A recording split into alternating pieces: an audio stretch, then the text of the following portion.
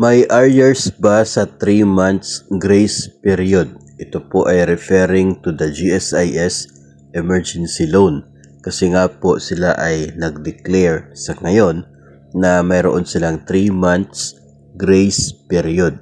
Para po ito sa mga GSIS emergency loan applications.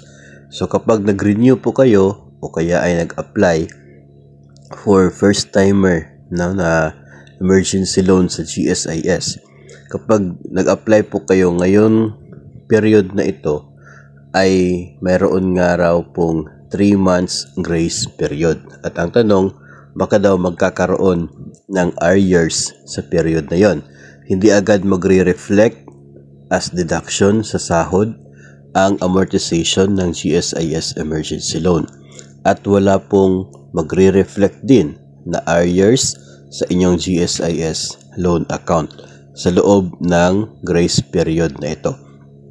Tandaan po natin na ang arrears ay nangyayari sa 3 scenarios. Una, kapag late ang remittance. So before nangyari yung remittance, magre-reflect yung arrears na yon. Pangalawa, kapag kulang ang na-remit. So yung kulang na portion, yun po ang magiging arrears. At pangatlo, kapag wala talagang remittance na nangyari sa panahon na required ang pag-remit ng nasabi pong payment para sa loan. So dito ay talagang may arrears na makikita. Pero dito po sa sinasabi ng GSIS sa ngayon na 3 months grace period ay hindi po nagre-reflect sa loan account.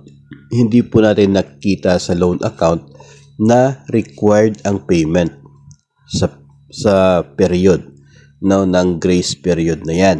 Kaya wala po makikita na arrears. Paniguro po yun, sigurado po yun, kasi ganito naman po talaga yung nangyayari sa emergency loan ng GSIS. Hindi po siya agad nagdideduct sa sahod po ninyo. Ang nangyari lang in the past, yung usual talaga niya is on the 3rd month yung kanya pong deduction.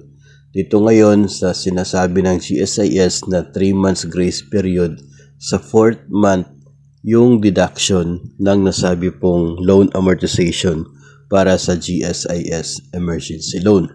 So parang nag-extend ng 1 buwan yung grace period dito po sa pinapangako ng GSIS sa kasalukuyan. So wala pong dapat na pinoproblema po yan. Hindi po magkakaroon ng arrears, walang dagdag interest para sa 3 buwan na grace period ng inyo pong GSIS emergency loan.